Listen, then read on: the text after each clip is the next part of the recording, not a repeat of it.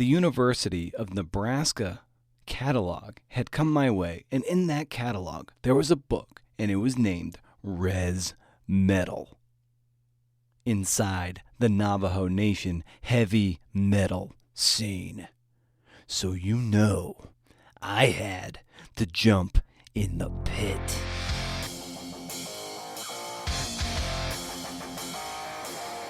From Exit 3 Media, I'm Brendan O'Mara, hey, and this is my podcast, The Creative Nonfiction Podcast, the show where I speak to badass people about the art and craft of telling true stories.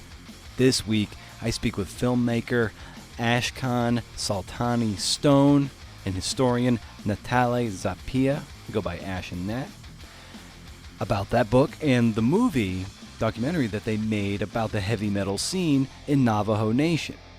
It's a slim little book that stemmed from the movie. It's more of like, it's kind of a transcript of sorts. It's a good read, and it's a really great subculture. And it just, the movie and the book, they pair well. It's like peanut butter and chocolate.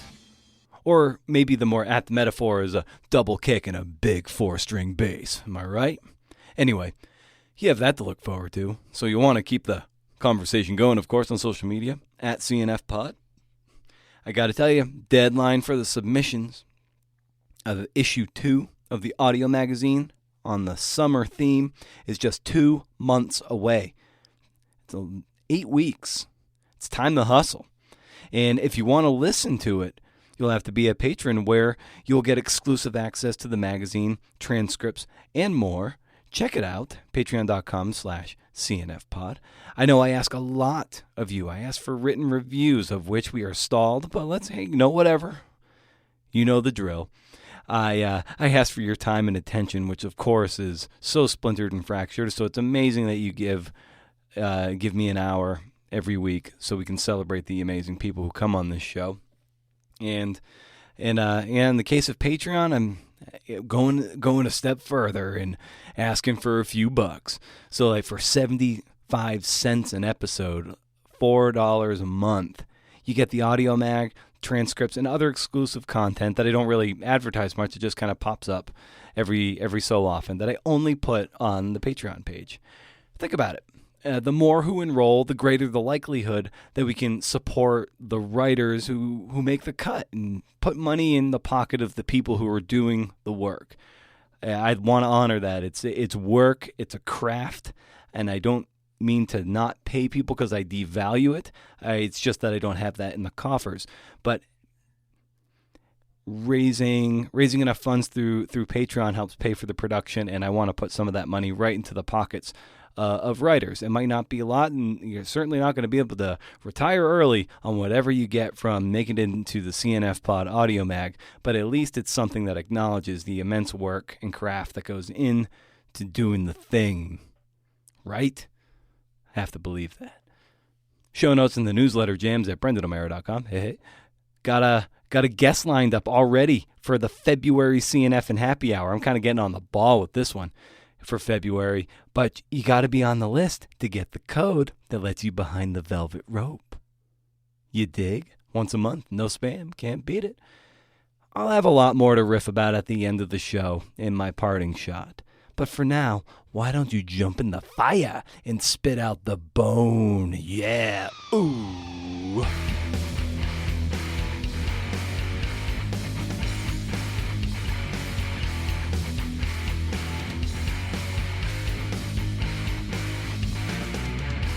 Guys, tell me a little bit about how you guys got into this kind of storytelling, and then ultimately the path that led you down to this road that for now culminates with Rez Metal. So we were both colleagues at Whittier College, which is based in Los Angeles, a small college based in Los Angeles, and Ash was running the film studies minor there, and I'm a historian, so I was in the history department, and my field of expertise is indigenous history and early American history and food history, the kind of all the overlapping layers that I'm interested in.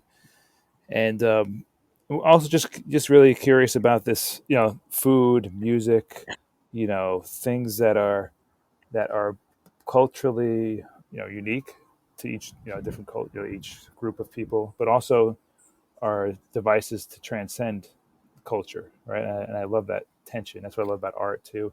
And I think Ash and I, and I'm sure Ash, this he'll chime in as well, but that's what connected us. This curiosity and these kinds of projects and stories that are, what you just said, Brendan. That you kind of like, oh wow, what an intersection there, right? And I think Yeah. we both of us love that. So we kind of connected.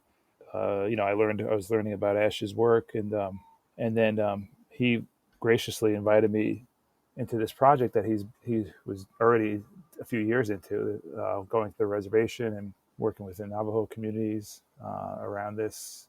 I had some brief work working on the Navajo reservation about 20, 25 years ago. I was interested in environmental justice and how Native people use kind of environmental stories to kind of to fight back, to push back, to gain justice, but also to to kind of dip into their traditional ecological narratives, and then use that to kind of bridge the gap with modern science, et cetera. That different forms of knowledge. So I love this idea of music and novel, especially metal, because I'm not a metalhead. I now I am kind of an honorary one. They think they made me that, Yeah. some of them, but you know, but I didn't really have that. And this is what, and I'll let Ash jump in. But that's kind of where we kind of connected there. And then I went with Ash. I tagged along on one of his trips and got to go to a bunch of the concerts and meet a bunch of the folks. And we thought that putting the taking my skills as a historian to kind of tell a little bit of the history of not just this scene, but also the native music in general, how they have that intersection of so-called quote unquote traditional music and kind of quote unquote modern music, how they intersect in across Indian country. And I was just fascinated with that. And then Ash, of course, has this, tell you about all his experiences. And so we thought it was a great way to kind of complement his film skills, and his, accomplishments with, my interest in writing histories. So that's kind of how we came to this. Nice. And how Yeah. did you get into film study and making films, Ash? Uh, uh, it's a goes long story. I'm originally from Iran, and when I was back in Iran, we were coming from very cinematic culture. You may know Mm-hmm. Iranian cinema was like world-renowned cinema, and although I didn't really practice, didn't do film when I was in Iran, I left in my late teens, so I've been living here for many many years. And I was doing theater over there. And when I came here to United States, I want to pursue theater, but I had limitation because of accent, and I didn't want to be typecast as an actor. And I pursued film. And Oh, I pursued film, and I primarily made narrative films. And in my first year of my grad school, I made a documentary film about Western Shoshones, two Shoshone sisters down in North Nevada, Elko, Nevada area. Been fighting about the ancestral land. A very activist film about the land rights and indigenous land rights, etc. And that film was a very successful film and opened a lot of doors for me. Won a bunch of awards, etc.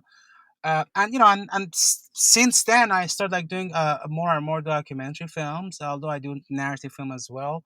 But so that was like 15, 16, 17 years ago when I made that, more than that, that documentary. And in between, I did some other documentaries about, different issues.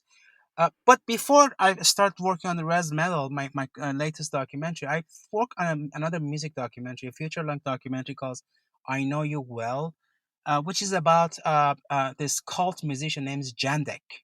He's a very well-known musician in the underground music scene, and it was a very difficult film movie to. The music is very difficult, very niche music. But I realized while doing this film that I'm really interested about using music to deal with other issues. And I think in this case, Jandek is a philosopher and performing artist. More than I would call him like even better than a musician to me. And that's really inspired me to look for the stories that uses music to dive into something more serious. And while I was looking for the next subject matter, I read this article on New York Times about this councilman in Turu, New Mexico, which is like a Navajo Nation territory. He's a Navajo Nation councilman, and he was talking about his own metal band called Testify, which is also is in the book as well as in the film. And he actually mentioned briefly about the heavy metal scene. And I contacted him. This is like 2000, late 2015, almost 5 years ago. And I started going there, started traveling to the Navajo reservation, and starts like filming over there, and things start shaping, going to 10 different directions. And here you go, 5 years later, you have a book and a feature length film based on this experience. And it was just an amazing journey for me. Oh, that's great. And what do you what for you guys? What is the appeal of, let's say, like documentary film, or even history and true stories, and what the stories that are yet to be uncovered? Where's the juice for you guys in those true stories? I think one of my greatest regret in life. I don't have that many regrets, but there's one regret that I have. I always want to play an instrument, and I always Mm, imagine if I become a musician, what kind of musician I would picture myself. And I think I would always imagine. I never want to be a classical musician. Someone that has to work under restriction and constraint, and very, very structured. Mhm. I always consider myself like I want to be like a jazz musician, somebody who actually is, very improvisational, and and improvise by what was having in the moment. And I think documentary filmmaking is the closest things, for me at least, to become a jazz musician. Mm. My camera, it's is very much give me that freedom to go wherever I want. Which in case of narrative filmmaking, it's not necessarily the case as much, because there's not much rehearsal involved, and then you have a script that you have to follow. And then it's very appealing form as well. But for me, documentary filmmaking, there's something very authentic about it. And and I think it's not something that is only unique to me. I look at the Amazon, and and I think even Netflix. Usually the best selling in Amazon, the top 10 best selling books, the last time I checked, they're all nonfiction. Mhm. I think there's a growing, interest in nonfiction and documentary works, both in book as well as like entertainment and film. And I think that's probably maybe even it's even something more encouraging for us to pursue that art form. Wow, that's a good Yeah. one, Nish. I don't know how I'm going to Well, beat thank that you. one, but yeah, for me, it's some similarities. I think I guess there's a couple of reasons. I mean, I'm at this. This sounds kind of trite, but it's the story. I think as a historian, I'm more interested in going back to my first inklings of historical consciousness. Were two things. One was just this intense curiosity for what people are doing and what are they, what are the stories they're telling themselves, and how they're interacting with, you know, their family, their friends, community, and what drives them. So that's definitely like a writer's. That's a typical kind of writer curiosity, or a novelist, let's say even. But also, so I was always interested in that, and then indigenous, thinking about native history, and I remember being maybe middle school, seventh grade, I think it was, when I learned about the Cherokee removal, which was the forced removal of the Cherokee Nation from North Carolina, Georgia, the southeast Tennessee, to about 800 miles to Oklahoma in the 1828, 1830s. And I remember when I learned about that, I was just so outraged, so at the injustice of it, and that it was a story that just kind of was just told in the you just learn about it in school. And I just remember that wasn't enough for me. It just wasn't enough just to kind of just sit with that and go to the next thing. That there was something that was unfinished there. So for me, this kind of nonfiction, to your question about where the juice is, I guess it is about this, the stories that helping communities, particularly native communities, but other communities who don't get. It's not just restricted to native people, but communities who are on the margins, communities who don't get their story out there, or could use more of their story out there. So it's kind of being an advocate in a way, but I don't really like that that word advocate. But kind of Mhm. just sharing that abundant, the abundance of human creativity, right, and kind of just sharing it in another way, my own unique way. And then also, again, this idea of, as a non-native person, to really get people to understand this deep. It's a history that's still here. I mean, it's such a fundamental part of not just the U.S., but the Americas, the world, any place where an indigenous culture has been removed or erased, and you can find that everywhere. And what that means. What does that tell us about you know our the future? What does it tell us about the past? What does it tell us about our own humanity? So that kind of drives. That's why I'm so interested in food too, and how it intersects. And again, food and music. These things that are just, to get to Ash's point. It's like such a manifestation of that creative impulse is such a beautiful part of our humanity that you can never celebrate it enough and talk about it enough.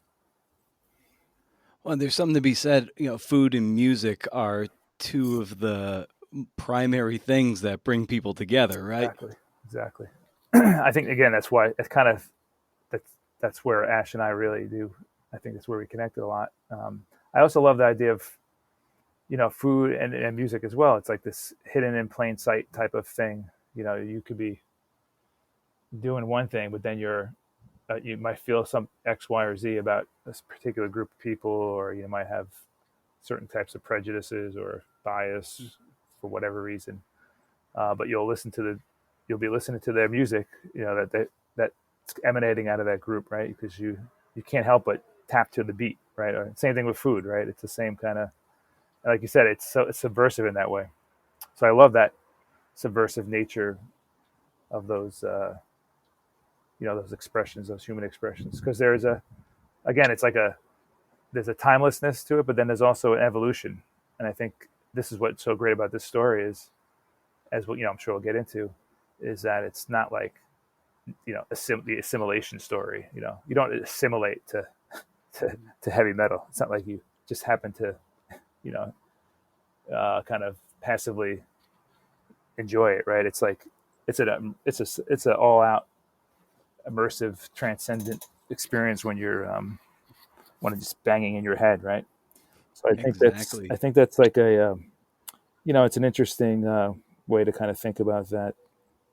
So and Native people were not only are they embracing it, they're saying it is Native, right? It's not, they don't see the different, they don't say, oh, we're adopting the white man ways, or we're selling out on our cultures. There's none of that.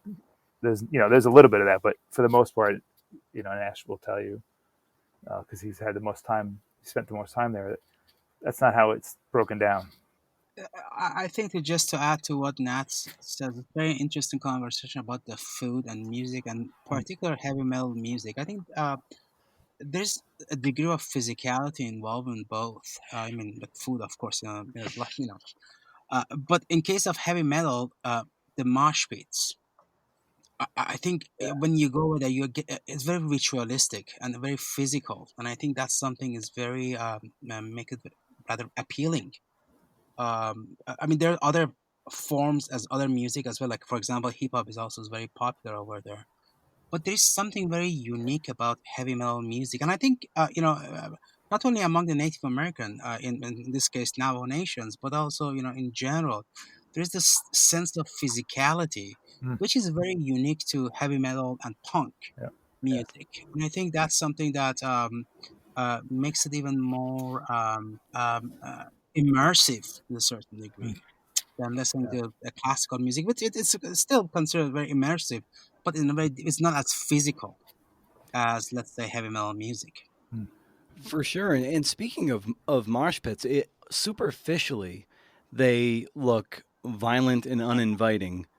But if you find yourself in one, as I have in the past, I'm definitely in my post mosh pit days, but I am often on the fringe of them if I'm at a concert. Mhm. Uh, if someone falls down, like the pit stops, they like literally like pick them back up, put you back on the feet, and then the elbows and the kicking, everything starts and the bashing around. It is incredibly inclusive, even though Yeah, I don't know. If you don't know, it does look that's right. uninviting, but it is one of actually the most inviting That's places right.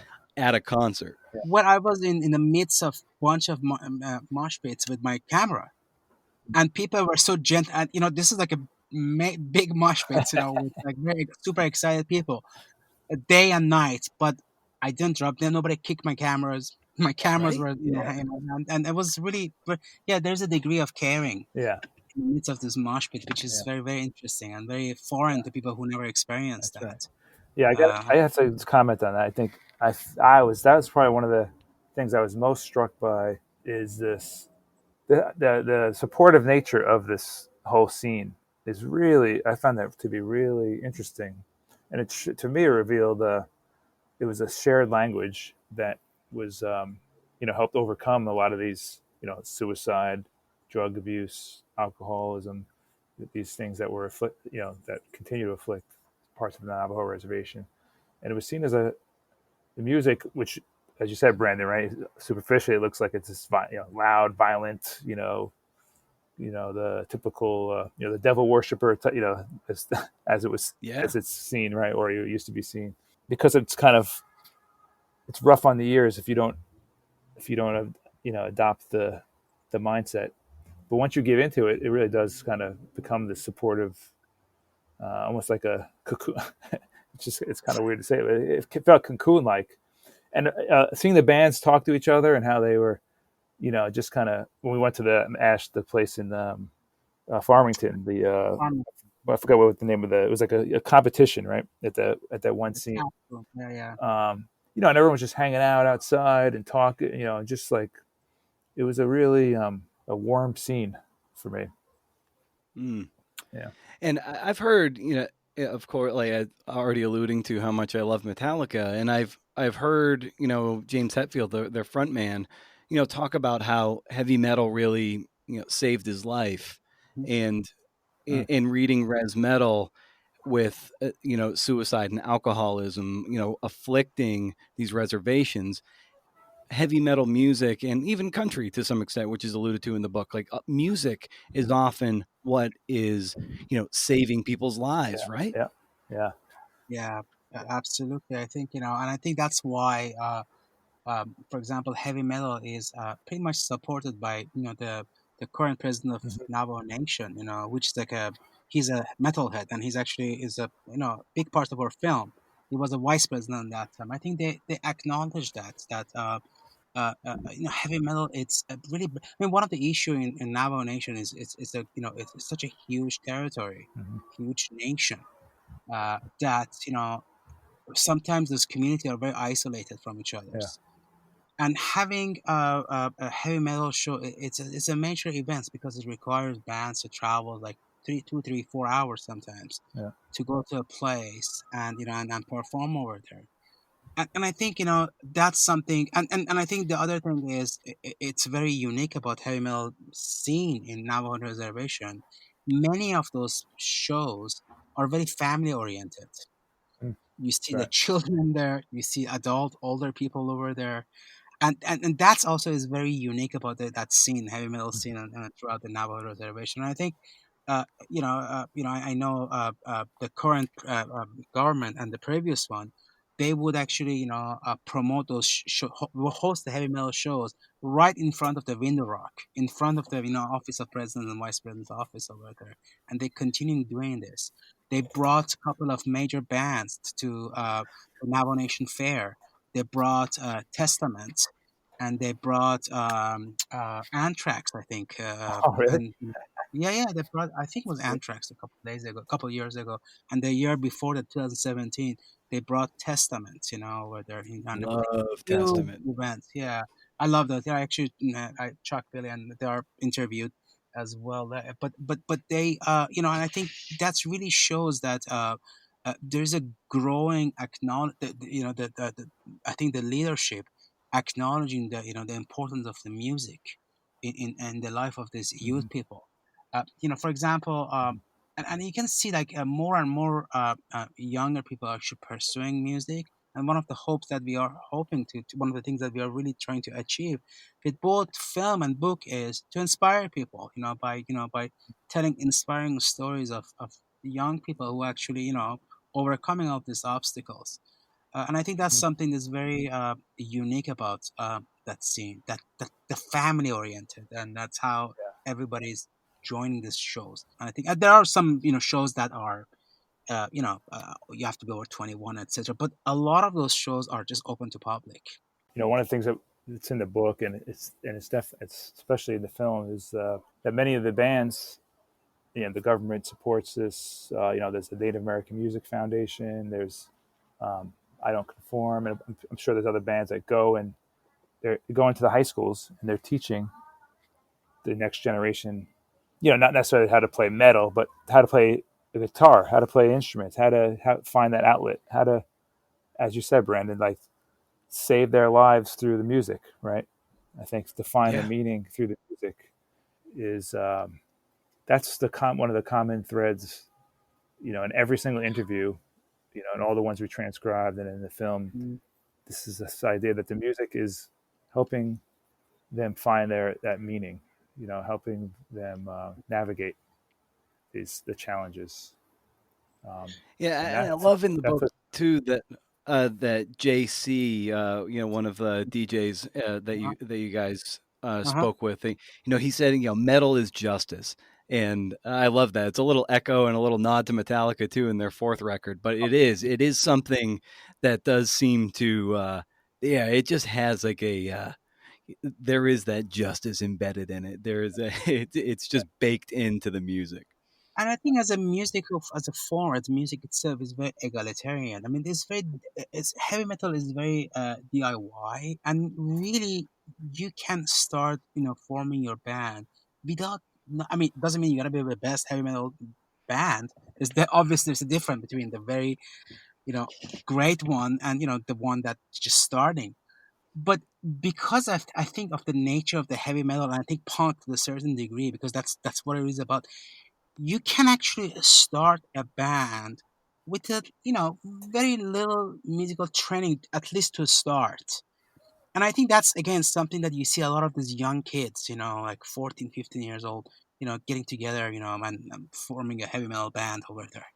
And of course they're going to be getting better and better, but I think that's also really contributes to the popularity of heavy metal music, as as a very dominant musical form among the youth over there. That DIY component of it, and I mean, there are a lot of lyrics. Yes, there are good lyrics, but a lot of them you cannot even hear lyrics.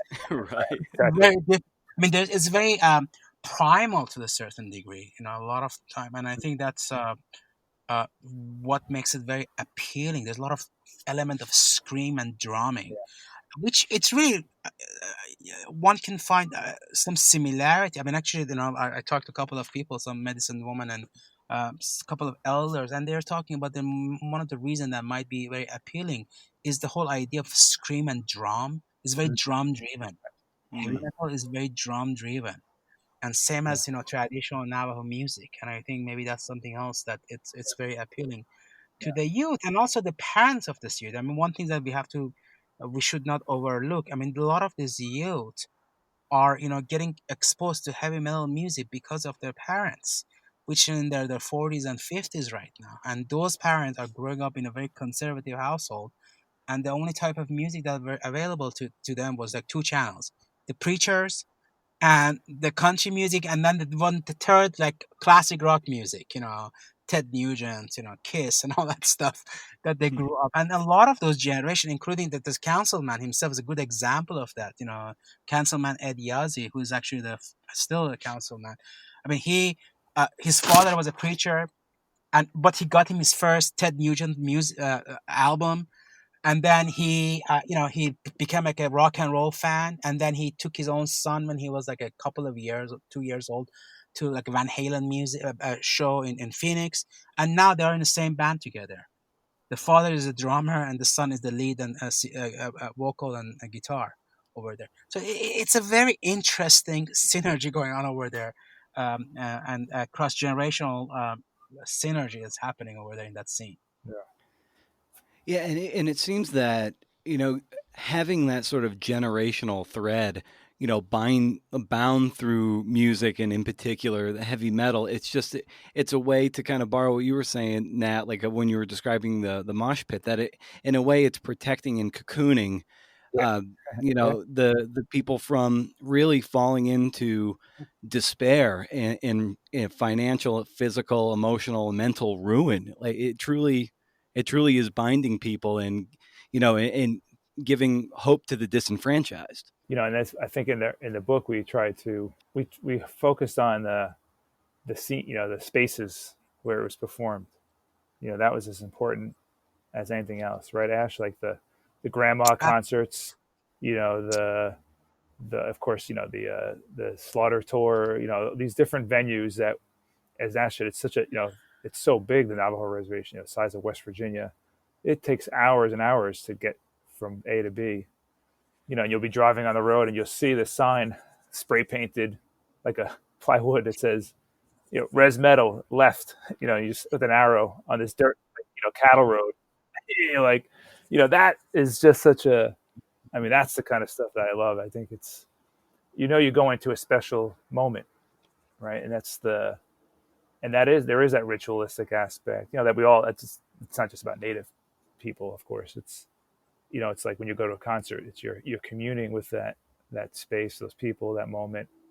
And the music is almost, it's just as important, sometimes less important than just being in that cocoon, if you will. That's really it's the transcendent. One of the I think, again, actually one of the goals of this project is to inspire people to transcend whatever boundaries are placed upon them, and to use this creative expression, whatever it might be, to do it. And yeah, and Ash, you were alluding to this earlier too about young people, or maybe not even young people, like starting a band or something. Like you don't need any permission. You just need a little bit of initiative, and some resources, of course, to track down some instruments. But if you want to start a band, start a band. If you want to start making films, like, of course, everyone has a camera in their pocket now. Like, go make a film. There's no permission. Just go out there and do it. And it's nourishing to be able to be creative in this way. And it's really uplifting the community. Yeah. Absolutely, absolutely. But also, I want to say, and I'm very careful about saying a sense of rebellion, but not necessarily about the culture itself or the community. What I think personally, I think is more something about proving the outsider that kind of define the stereotypes that we associate with the Native Americans and Navajo in general, especially when it comes to music. I mean, one of the things that you hear a lot is and I'm actually quoting a few people that the Navajo music is not just flute and drum and a distance hawk, and I'm actually quoting word by word from a Navajo comedian. And I think that's something that it's when I talk to a few musicians, they just want to say, oh, and just want to tell people that you know we can jam as good as anybody from like Los Angeles all the way to New York. We are as good as anybody else. And I think that's something is Yeah. very important, that Yeah. that yeah, you live in that area, but there's a great metal scene that we Yeah. usually associate with like a bigger, like more like urban area. And I think that's something very interesting about how vibrant it is. I think it's vibrant than many other places because heavy metal, it's still has its own follower, but it's not as big of a scene that, let's say, 20 years ago. But I think it's not the case in the Navajo reservation. That is a great point. I think, you know, that's another thing that struck me especially when I went there with you. I forgot Gerald, right? Gerald Cecil, Gerald, yeah, who was like kind of, he's in one of the band. He's a promoter of I Don't Conform, and manager, yeah, just an amazing guy. And yeah, I mean, all of them were. But what I love what he said, I think we quote him. he says exactly that. He says, I love the kind of gumption. He's like, Metallica started in the Bay Area. CBGB's is in New York. Rez Metal is here. He's putting it that he's putting it that scene, their scene, in and not just without any, and not without any. He's just not talking out of his.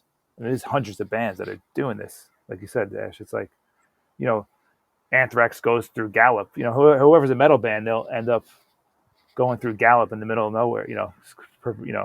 Using that as a quote in the air quotes, in the middle of nowhere, because they know that they're going to have Navajo metalheads and Zuni metalheads coming, and filling up to watch them.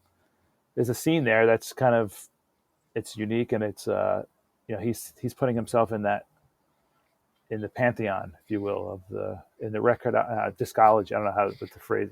If it's historians, we call it historiology, historiography, right, or a filmography, right? It's like he's putting that scene in this kind of history, this narrative of heavy metal, which is awesome. I love that. Yeah. And all the more important is the validation that the Navajo Nation is getting, especially I Don't Conform, with having Fleming Rasmussen in, whose track record speaks for itself. And the fact that he's there putting his heft and validation behind what they're doing, it's definitely Yeah. shining a light on this subculture that not getting that cred. But with him, it's like, oh, okay, now let's pay attention now. It's very interesting because one of the questions that we asked Fleming when he flew, he traveled to Navajo. I mean, it's part of it in the film.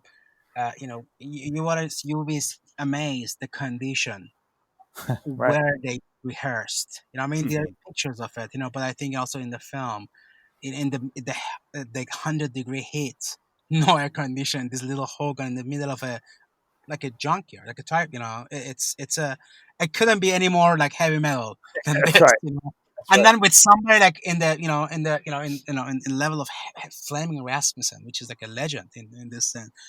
But he mentioned something when I asked him about why did you pick up I Don't Conform?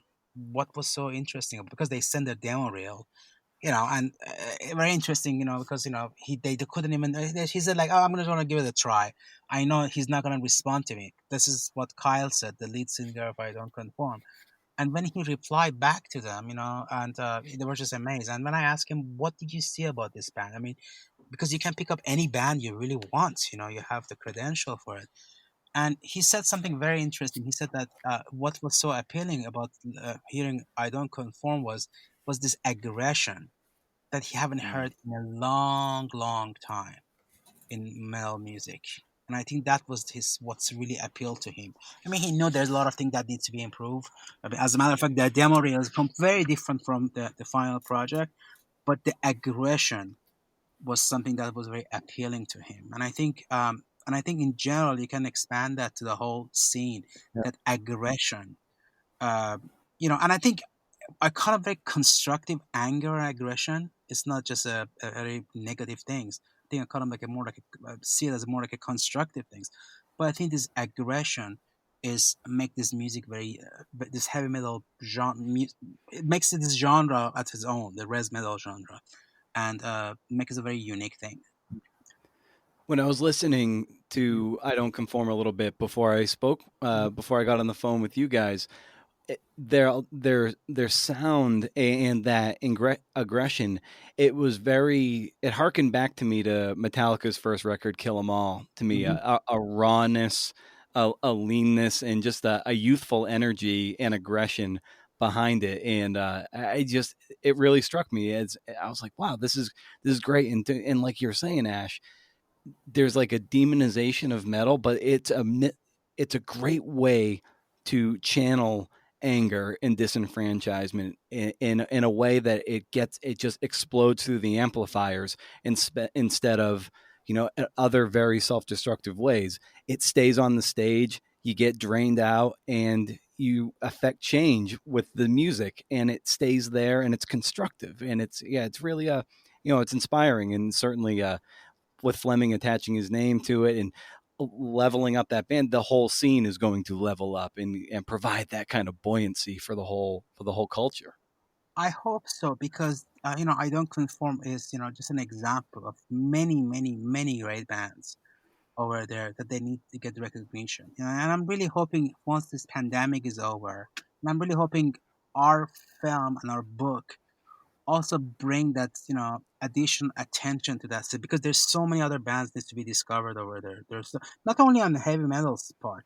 I mean, as I mentioned, hip hop Yeah. isn't a it's a great there are great hip hop artists, and I'm not into hip hop personally as much, but I mean there's a one hip hop artist who's actually in the features in our film, and it's great. Even country music, they're great stuff. I mean, I'm not a country music fan, but they're great musicians and artists, and I'm really hoping that you know people put that narrative behind because like historically, if you look at a lot of art and documentaries and you know although they are dealing with different subject matter, but there's always this narrative of the narrative of some people call it like poverty porn. Some people call it like misery porn. There's like these are the things that I heard from some natives themselves. Comparing when they're talking about film that's done about them. And I think Nat and I we made this decision that we're gonna really not present our case from an activist point of view rather than just telling the Right. story. I mean, like in case of film, I made this commitment to make a rock and roll film. My film is a rock and roll film that takes place on Navajo reservations. It could Yeah. be any rock and roll film could happen. Yeah. Some rock and roll film happens in Seattle. Well, Seattle is a character, but it's not about and there it has its own issues, but it doesn't it doesn't overwhelm Right. everything else. It's just the back as a context over there, and that's something that we are hoping to achieve with both the book and the film to to deal with something bigger than that many times told narratives in a lot of PBS documentary, a lot of different documentaries. I'm not saying they're bad, they're great, because they are for the different purpose. But I think it's a little bit redundant, and I don't want to see any of those myself. So I want to make film that I actually want to watch and read. So that's I think for us was a Yeah. mission. I think that was our, just to add to that. Yeah. Also, yeah, and you can see that in our text is we were very with our publisher and reviewers, and there was a couple of times where they because it's an academic, Nebraska is an academic press. They wanted us to kind of fault, and they didn't push for that. But I mean, some of the reviewers would ask, "Oh, why aren't they doing this or that?" Like, and we push back and say, "Well, that's not that's not what project is about. It's about this music and how this community, its relationship with that music, and it's from there, it's what they think about it." And I think that's they kept it lean and clean in terms of the story, and we just we let their voices speak for themselves and sing for themselves. Yeah, that's a great point. That like, how did you, as storytellers, show the requisite restraint of sometimes there's a heavy hand of a storyteller and trying to impart too much sort of authorial voice on it instead of just letting the story in essence tell itself. So how did you guys arrive at that as the way to just let the story in a way speak for itself, and you guys are more or less sort of a shepherd, sort of ushering the story in instead of it being really heavy handed? Before you even comment, I want to give Ash the full credit because I feel like the book, for me, in my mind, serves and it has its own life and all that, right? But I really do see it as it's like reading music almost. It's like kind of when you're a musician, right? It's like if you get out of the way, you get out of the way of the music, and then you're just a vehicle for it, delivering it, and that's right. That's the best form of any kind of art. Yeah, you have your unique voice and all that, but in the end, it's something that the medium is carrying you. So we try to do the same thing to kind of mimic that with this the way we wrote about it, and I credit that to Ash, and that's his style of his all his films. As a Iranian, filmmaker, when I started making film, I took a complete very different route than, many people who are in my position, or belonging to a different, culture, country, different background pursue. I mean, it's a very popular thing that people tell their own stories and really, focusing their work about, their identity, their background, the issues that related to, the community they're coming from. And I make this decision from early on to actually avoid that because frankly find it a little bit like boring and Mm. heavy-handed. This is just my personal things, and I think what really interests me is not making about something I know and I'm very emotionally attached to.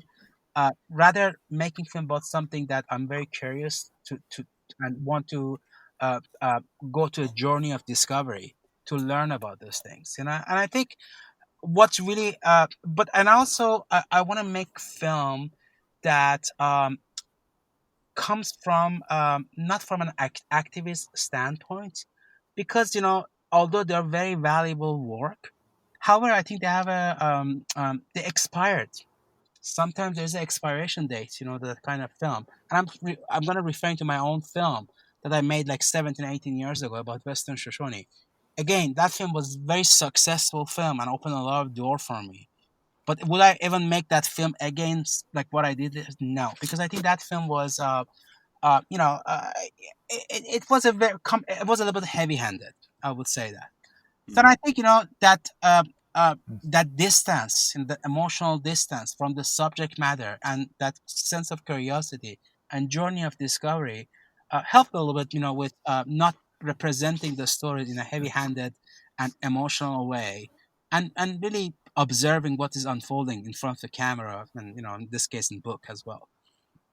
I probably should have asked this like way early, but such as it is.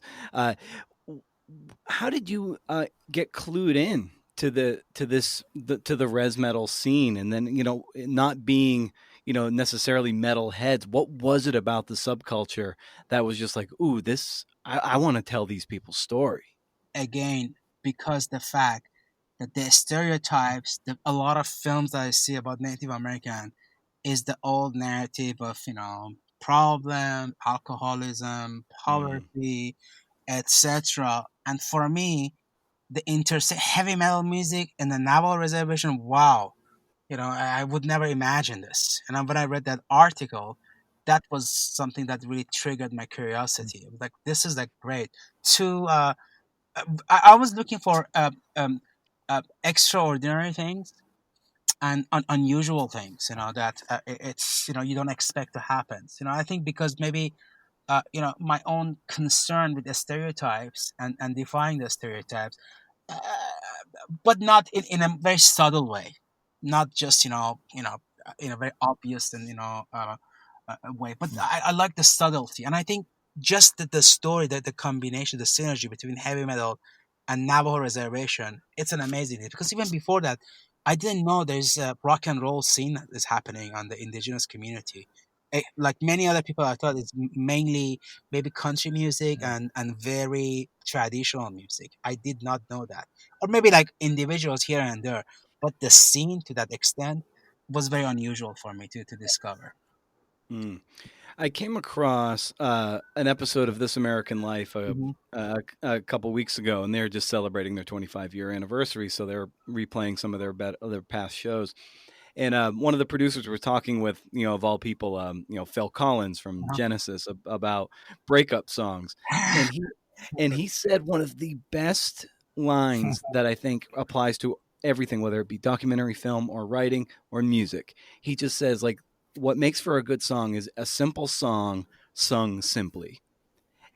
And that really struck me, and like what you guys are It's talking about, nailed how it. you just want to be objective, let the story tell itself. I'm like, yeah, you could have a heavy hand, you could be in the movie or in the book, but instead, you basically, you crafted through rigor and hard work, a simple song sung simply here. Yeah. I mean, like the suicide, the mass suicide is a major Yeah. issue over there. And we talk about it both in film and everything.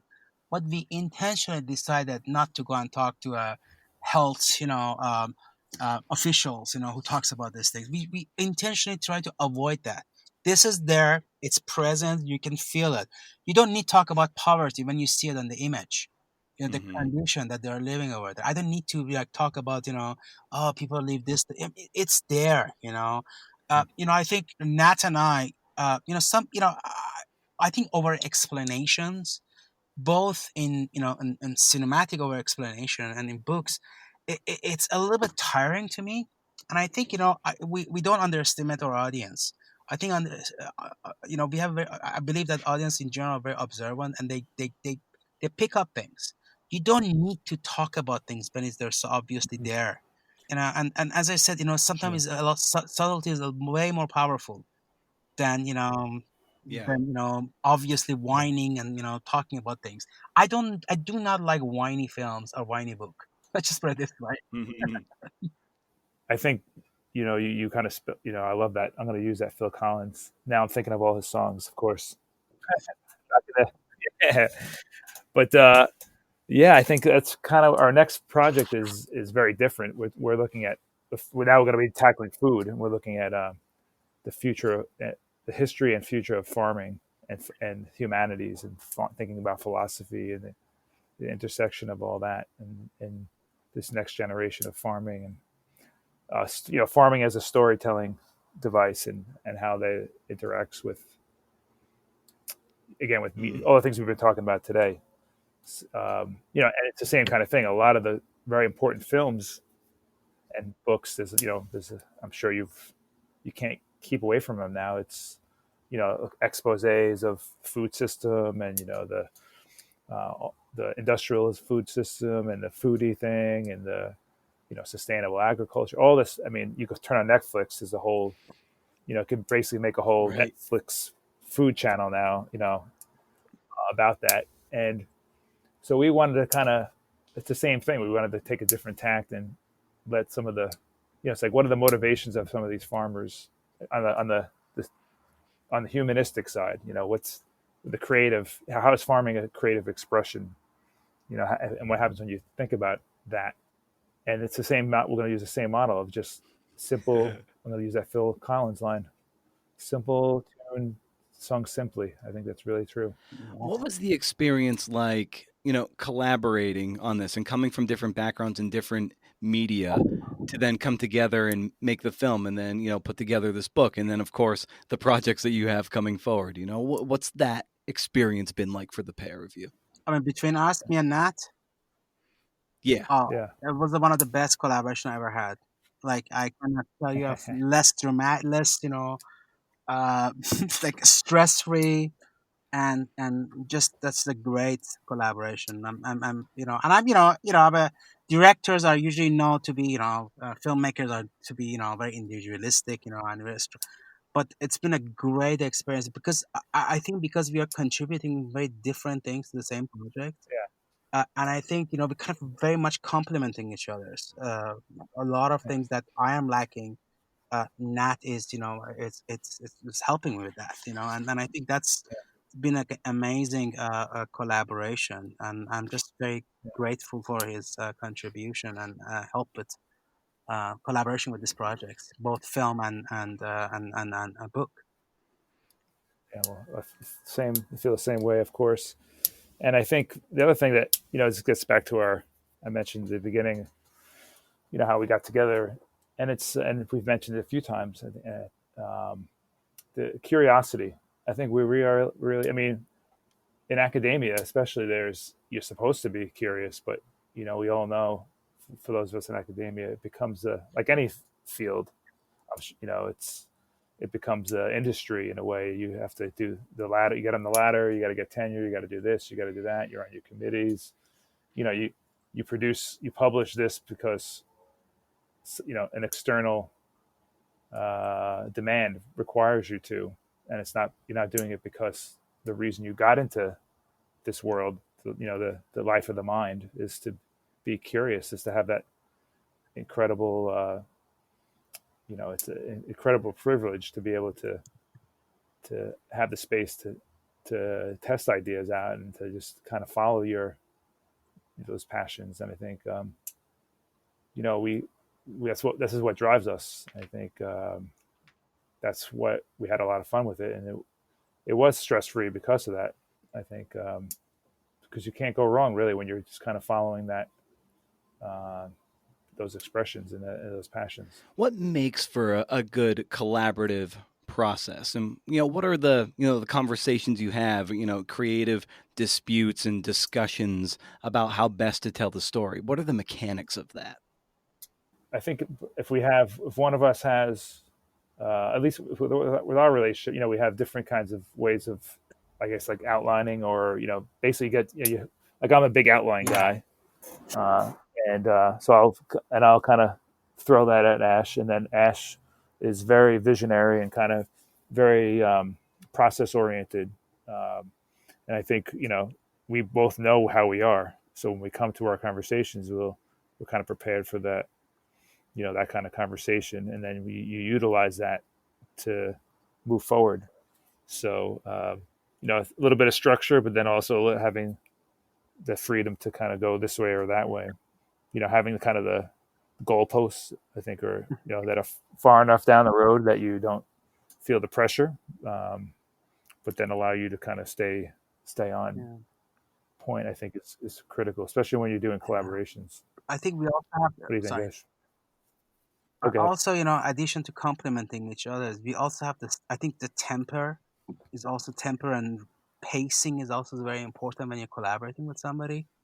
I think Nat and I have share the similar temper and similar pace. I mean, we both know that we're gonna complete the project, the tasks, so we don't panic and put the pressure on each. I think and I think we both. I mean, it's not to me to call myself a level-headed, but we have the same temper. I think that's also is very important when you're Mm, collaborating with somebody that you understand. It's almost like being a couple, being like any bands, any I mean, that yeah, Right. there's a degree of long term, I wouldn't call it marriage, but it has that, that that yeah, it's a relationship, Yeah. yeah, well, whether you're writing Yeah. a book or making a film, I mean, it is a long, immersive hmm project, and it doesn't come together in a month. It comes together often over several months or several years. So, yes, you do have to have like, complementary temperaments, and then also have a sheer love of the work to get you through the grind of it all. Because in the end, in the middle, especially, it's a slog and it's a grind, but ultimately, you're all rowing in the same direction. yeah. I think trust and respect also another thing. It's like Yeah. again another relationship. I mean, like we trust each other. We know we are like in partner in this one, and I really respect Nat both as a person but as a scholar. And I think that's for his opinion is very important for me. I don't I mean I might have some question here, but I don't dispute. It's more about discourse than a dispute. I think that's the thing. I mean Yeah. I don't have any. I don't remember we haven't disputed over anything, but we have exchanged ideas. So that's normal. But Yeah. Yeah. no dispute, and I think that's That's it. what's made this collaboration for me very unique. And I'm really looking forward to continuing this collaboration with Matt. I think yeah, the respecting. I think that goes with every you know any creative any endeavor really. It's like you see them, and this is part of the problem with our current political system. Whatever side you're on, there's the lack of respect. We hear that all the time, but Yeah. it's really it takes time to. You can't just say, you can't just demand it, or you have to actually like understand what that means, and it takes listening and also knowing your shortcomings. Right? This is why I said before about the book. I really do think in this instance, the book is following the lead of the skills in terms of the formatting and the visual. The first part has a little history, but really the way we're thinking of it was kind of cinematically as well, and I think that's kind of trusting Ash that process, uh, and then also knowing we're jumping into this new project together. I kind of came in after Ash already started this Rez Metal, so this will be another new kind of collaboration as well, and that's what makes it interesting. And exciting. I just want to add one thing before I forget. Sure. All the proceeds for this book, we are donating it to this organization called Native American Music Foundation, Hmm. which is the holding workshop for teens and youth, music workshop for free at Navajo Nation's library. And and they bring them on the weekends to teach them different things, and this money goes to support them and buying instruments for the youth over there. So I think if anybody purchasing this, it's gonna go good cause, hopefully. Yeah, Nice. definitely. I'll be sure to link up to that too in the show notes whenever this goes Thank you. live Thank, as well. Yeah, give as much juice to that as possible. thank you. So, all right. Well, thank you so much for carving out the time and talking Yeah, shop and thanks so talking much. about the wonderful work you guys collaborated on. So I'm excited to, share this with people, and I can't wait for people to get their hands on the book and of course go see the film. So thanks so much for coming on the show, and thanks for the work. Thank you, Brent. Thank you for your Thank you, time. Brandon. Yeah.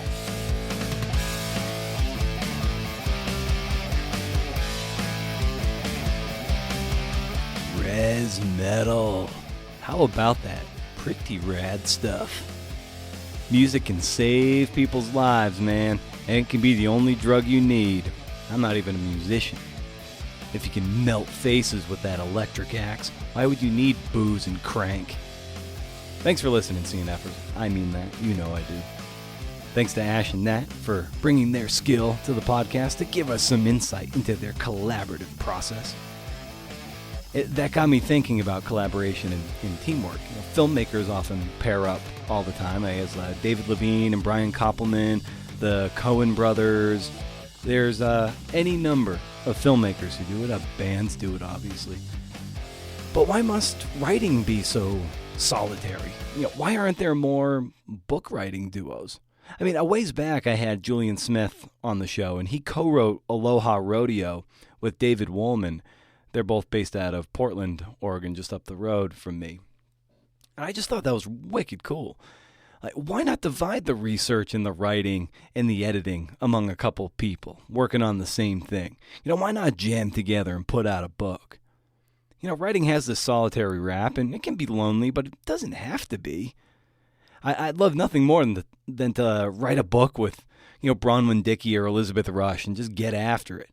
I'd love to write a book with Mary Pallon and Mike Sager or Greg Halen or Bryn Jonathan Butler. Like, how cool would that be to just kind of put your heads together and see what sparks, see what that flint will do, and see what fire ignites from knocking those two things together. But I get it. There's ego. There's a charge to seeing your name on the cover and only your name. But there's always a team behind that name. Anybody who's anybody knows that there's always a support group behind the name.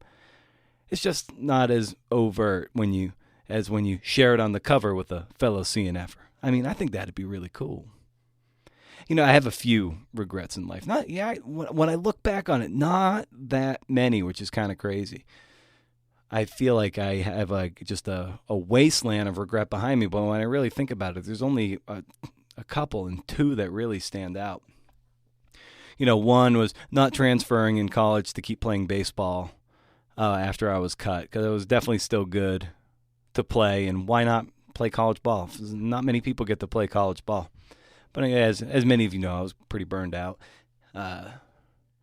So didn't transfer, whatever. Led to this. Who knows? You might not be listening to this had I transferred and played baseball. Anyway, the second thing is not pursuing movie making with my high school buddy Pete. We've grown apart in recent years, with the birth of, each of his subsequent 3 children. I lost more and more and more of my best friend. I get it. Every time a kid is born, a friend dies in a lot of ways. Especially if you don't, well, pretty much exclusive when you don't have kids, because all of a sudden you're just kind of cut out. You're a freak when you don't have them. So, but in high school, we made movies. We made these really funny detective movies. His last name's Mata. Mine, of course, is O'Mara, and it was always our little film company was called Mata O'Mara Productions, and we were the Mata O'Mara detectives, and they were just they were actually really clever and funny, but nobody nurtured that in us, like, and said, hey, you guys, maybe you should do this. Did you ever consider maybe making a career out of filmmaking? Maybe these are the places you should go. I guess people just thought it was just a stupid, goofy thing, and they'll outgrow it. So naturally, we stopped. We wrote funny stories in English class, too. I usually read them, whatever we came up with, and I read them in the class, and the class always cracked up. Even the teacher cracked up. Like, we were a really good tandem. And with Pete, I was always good at coming up with the seed of a great joke or a scene or a turn of phrase. And he was the hammer. So, like a great volleyball combo, like I could set him up and he'd spike that shit. It was the greatest of missed opportunities, but it reminds me of the power of writing with a partner. Maybe we should do more of that. I'd like to. Anyway, I'm going to get on out of here, CNFers. I won't bore you anymore with Patreon and reviews and the social media and everything. I'm here. You know where to find me. And I will do what I can. But I will say this. I'm going to drop the price of the Tier 4 thing on Patreon. It's $150 a month. I'm going to drop it so that it's $1,000 for the year. And it's going to be called the 1K MFA. I'll leave that as a little teaser. Check it out in the next few days as I have to move a few things around. No better deal than that, bruh. So do me this solid. Stay cool. Stay cool forever. See ya.